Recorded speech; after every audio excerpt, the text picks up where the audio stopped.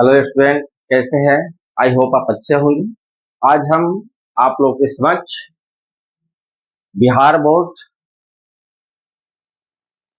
Class 8 में जो math new pattern का लागू किया गया है, जो एनसीईआरटी की बुक है, उसका प्रश्नावली 2.1 लेकर के आया हूं, जिसके प्रश्नों को हम एक एक करके समझने का प्रयास करेंगे और बेहतर और बेहतरीन तरीके से देखेंगे। तो आइए हम वीडियो की शुरुआत करते हैं। इसमें जो है कह रहा है कि निम्न समीकरणों को हल कीजिए और अपने उत्तर की जांच कीजिए। निम्न जो समीकरण यहाँ दिया हुआ है, इसको हल करना है और अपने उत्तर की जांच करना है। तो आइए हम पहले प्रश्न को देखते हैं। पहला प्रश्न का हल अगर हम करते हैं तो इसमें दिया हुआ है 3x बराबर 2x प्लस 18। तो देखिए, इसके साथ x लगा हुआ है, इसके साथ x लगा हुआ है, लेकिन इसके साथ x नहीं लगा हुआ है। यानी x वाले को एक तरफ हम भेज देंगे। जैसे 3x ये प्लस 2x है, तो इधर आएगा तो माइनस 2x। क्योंकि हम एक पक्ष से दूसरे पक्ष में, चाहे इधर से इधर भेजे चाहे इधर से उधर भेजे, उसका चिन्ह बदल जाता है। प्लस होता है तो माइनस हो जाता है, माइनस होता है तो प्लस हो जाता है, गुना होता है तो भाग हो जाता है और भाग होता है तो गुना हो जाता है। इधर क्या बचेगा? 18। तो 3x में से 2x जाएगा तो क्या बचेगा? x equal to 18। ये तो हमारा आंसर हो गया, हल हो गया। लेकिन इसको जांचना है कि क्या ये वास्तव में सही है या गलत है। तो LHS हम बोलते हैं, बराबर का चिन्ह जो बीच में दिया हुआ है, इसकी इधर के अंक को हम LHS यानी इधर के साइड को हम LHS बोलते हैं और बराबर के दाहिने साइड को हम RHS बोलते हैं। LHS का मतलब होता है बायां पक्ष और RHS का मतलब होता है दायां पक्ष। तो LHS में हमारा क्या है? 3x है, तो 3 और x का मान हमारा क्या है? 18। तो 18 का केवल 3 बार पढ़ेंगे तो 18 का 18 36 7 या 54 54 आया। अब RHS में हम देखें कि क्या दिया हुआ है। तो RHS में है 2x प्लस 18। तो 2 और x का मान क्या है? 18 प्लस 18। तो 18 दूना 36 प्लस 18। तो 8 6 14 हासिल 1 2 3 5 54। देखिए यहाँ RHS में भी 54 आया, LHS में भी 54 आया। अतः हमने जो हल अर्थात x का जो मान 18 लाया है, ये बिल्कुल सही है। अब हम क्वेश्चन नंबर 2 को देखते हैं। क्वेश्चन नंबर 2 का हल अगर हम निकालते हैं तो देखिए, इसके साथ t लगा हुआ है, इसके साथ t लगा हुआ है, लेकिन इसके साथ t नहीं है, इसके साथ भी t नहीं है। तो t वाले को एक तरफ कर देंगे और बिना t वाले को एक तरफ कर देंगे। तो यहाँ जो है 5t है, इधर प्लस 3t है, इधर आएगा तो माइनस 3t हो जाएगा। अब यहाँ क्या बच गया? -5। ये -3 है, इधर जाएगा तो +3 हो जाएगा। अब 5t में से 3t जाएगा तो 2t हो जाएगा। -5 + 3 बराबर -2 हो जाएगा। तो t इक्वल टू क्या हो जाएगा? -2। ये 2 इधर गुना है तो इधर आएगा तो क्या हो जाएगा? भाग हो जाएगा, यानी -1। तो हमारा आंसर हो गया t का मान कितना? -1। अब हम जांच करके देखते हैं कि क्या मेरा आंसर सही है या गलत है। यानी बराबर की इधर वाला LHS, LHS यानी बायां पक्ष। तो बायां पक्ष में क्या दिया हुआ? 5t -3। तो 5 t का मान क्या है? -1 है, -3। तो 5 से 5 एकम 5 प्लस माइनस माइनस -3 क्या हो जाएगा? -8 हो जाएगा। अब RHS में अगर हम देखें तो RHS में हमारा क्या है? 3t -5।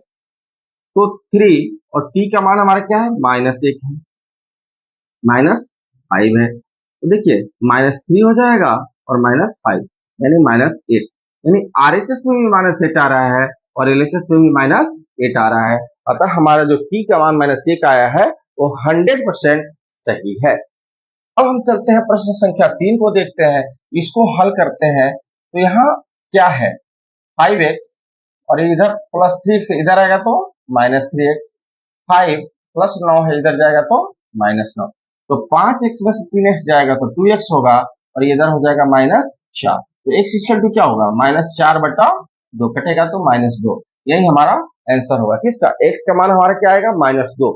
यानी इस समीकरण को अगर हम हल करते हैं तो x का मान क्या आएगा? -2 आएगा। अब हम चलिए जांच कर लेते हैं। LHS में क्या दिया? 5x + 9।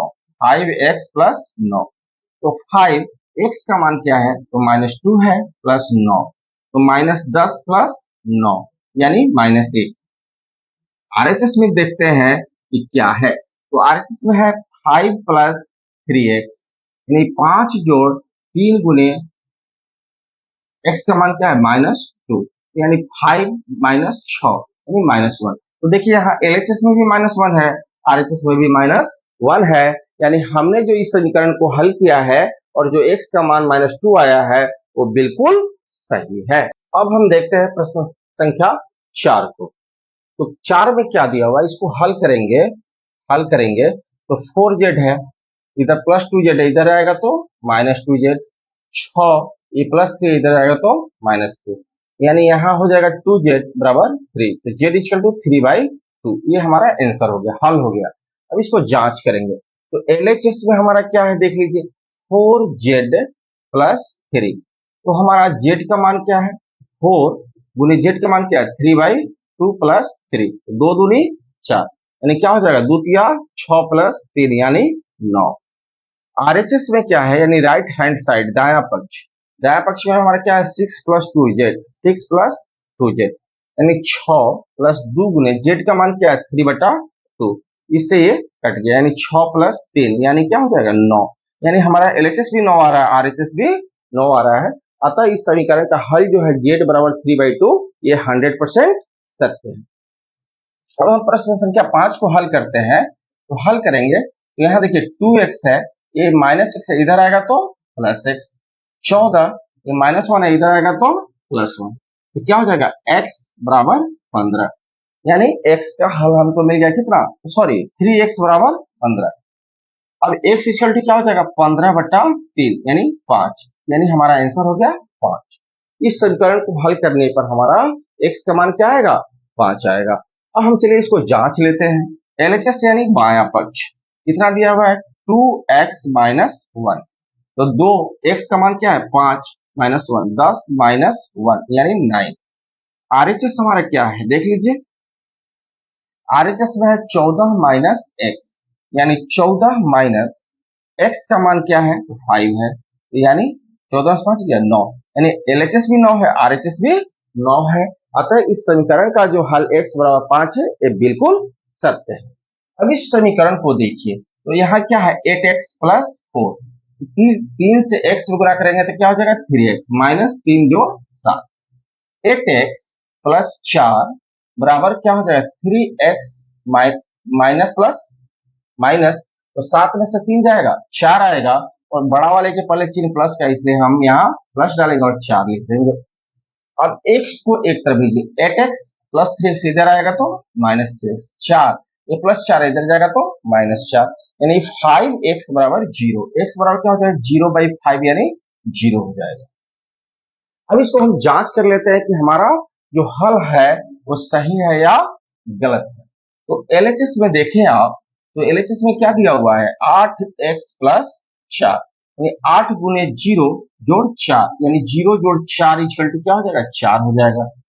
आरएचएस यानी दाया पक्ष ये कितना है तो 3 इंटू एक्स माइनस 1 प्लस 7 है, तो 3 इंटू एक्स का मान क्या आया हुआ 0, 0 माइनस 1 प्लस 7 यानी 3 इंटू -1 प्लस 7, तो -3 प्लस 7 बराबर 4, यानी हमारा एलएचएस भी 4 आ रहा है और आरएचएस भी 4 आ रहा है। इसका मतलब है कि x का मान जो हम 0 लाए हैं 100% सही है।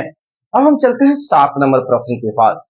तो यहाँ दिया हुआ x बराबर 4/5 इंटू एक्स प्लस 10, इसको चलिए हल करते हैं। तो x इक्वल टू 4/5 से x में गुणा करेंगे तो 4x/5 हो जाएगा, और फिर 4/5 से 10 में गुणा करेंगे तो क्या हो जाएगा, देखिए 4/5 से अगर हम 4/5 से 10 में गुणा करते हैं तो 5 दूनी 10 4 दूनी 8 हो जाएगा, क्या हो जाएगा 8 हो जाएगा। अब आइए x इक्वल टू ये हो जाएगा, इसके नीचे कुछ नहीं तो 1, तो 5 का एलसीएम लेंगे तो 5 हो जाएगा, 5 से 5 में भाग करेंगे 1 आएगा, 1 से 4x में गुणा करेंगे 4x होगा, प्लस 1 से 5 में भाग करेंगे तो क्या आएगा 5 आएगा, 5 8 40 हो जाएगा। अब 5 इधर भाग इधर आएगा तो गुना हो जाएगा 4x प्लस 40, अब क्या होगा, तो 5x minus 4x equal to 40, x equal to 40। हमारा x का मान जो आ रहा है, क्या आ रहा है, 40 आ रहा है। यही हमारा हल होगा। अब हम इसको जांच कर ले, तो LHS में क्या है, LHS में है x यानी 40। RHS में क्या दिया हुआ है, सो देखिए, RHS में दिया हुआ है 4/5 इंटू एक्स प्लस 10। तो 4/5 इंटू एक्स का मान क्या है, 40 है, तो 40 जोड़ 10, ये क्या हो जाएगा, तो 4/5 गुने 50, 5 दहिया 50 यानी 10 चौका 40। तो देखिए हमारा LHS भी 40 है और RHS भी 40 है। इस तरह से हमारा जो इस समीकरण का हल है x बराबर 40, ये बिल्कुल सही है। अब इस प्रश्न को हल करके हम देखते हैं। तो चलिए, दिया हुआ है 2x बटा 3 प्लस 1 बराबर 7x बाई 15 प्लस 3। तो x वाले को एक तरफ कर ले और विदाउट x वाले को एक तरफ कर ले। तो 2x बटा 3, ये 7x बाई 15 इधर आएगा तो माइनस 7x बाई 15 हो जाएगा। 3 प्लस 1 है, इधर आएगा तो माइनस 1, यहां हो जाएगा 15, 3 25 15, 5 दूना 10x माइनस 7x बराबर 2। अब देखिए 15 भाग इधर जाएगा तो गुना हो जाएगा, तो 10x में 7x जाएगा 3x हो जाएगा, 15 दूना 30 हो जाएगा। x इक्वल टू क्या होगा, 30 बटा 3 यानी 10। x का मान हमारा क्या आ गया, 10। इस समीकरण को हल करने पर x का मान क्या आ रहा है, 10 आ रहा है। अब चलिए हम जांच करते हैं कि ये हमारा हल सही है या गलत है। तो LHS यानी बायां पक्ष क्या है, तो 2x बाई 3 प्लस 1। तो देखिए 2 गुने x का मान क्या है, 10 है, 10 बटा 3 प्लस 1, तो 20 बटा 3 प्लस 1। अब हम क्या करेंगे, इसको बट्टा का जोड़ करेंगे, तो 3 20 जोड़ 3 यानी 23 बटा 3 हो जाएगा। अब हम चलते हैं RHS को देखते हैं। RHS हमारा क्या कहता है, तो RHS में दिया हुआ है 7x बाई 15 जोड़ 3, 7 गुने 10 बाई 15 जोड़ 3।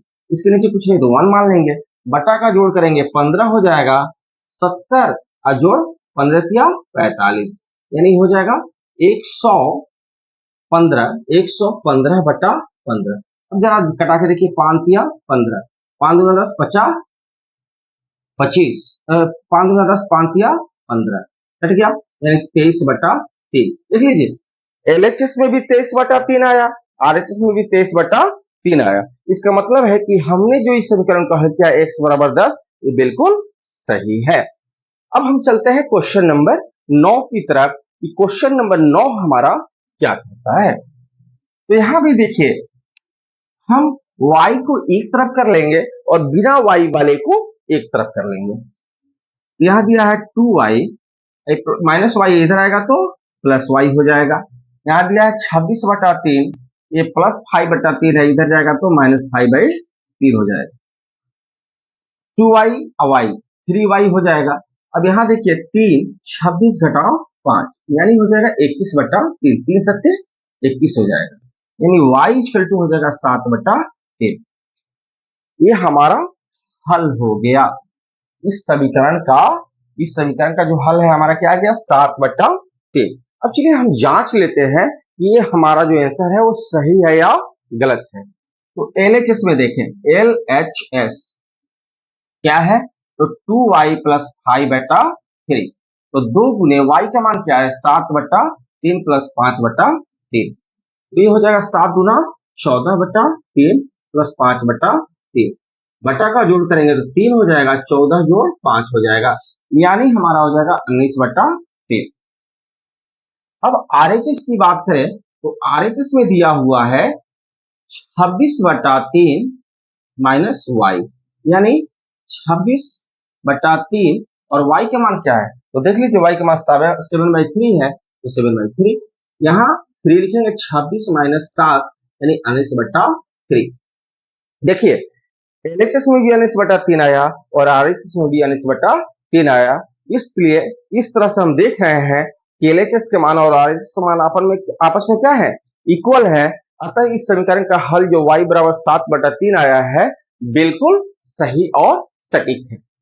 इस तरह से आज के वीडियो में हमने वर्ग 8 के एनसीईआरटी न्यू पैटर्न जो हमारे बिहार बोर्ड में लागू की गई है क्लास 8 में, उसके प्रश्नावली 2.1 को बेहतर और बारीकी से देखा और समझा। आई होप आपको वीडियो आज का काफी पसंद आया होगा। अगर आया है तो प्लीज लाइक और कमेंट करें और सब्सक्राइब करें और अपने दोस्तों के पास शेयर करें। अगर आप मेरे चैनल पे नए हैं तो बिल्कुल सब्सक्राइब करें ताकि आपको रोज प्रतिदिन एक नया वीडियो देखने को मिले और अपने दोस्तों के पास भी शेयर करते रहें।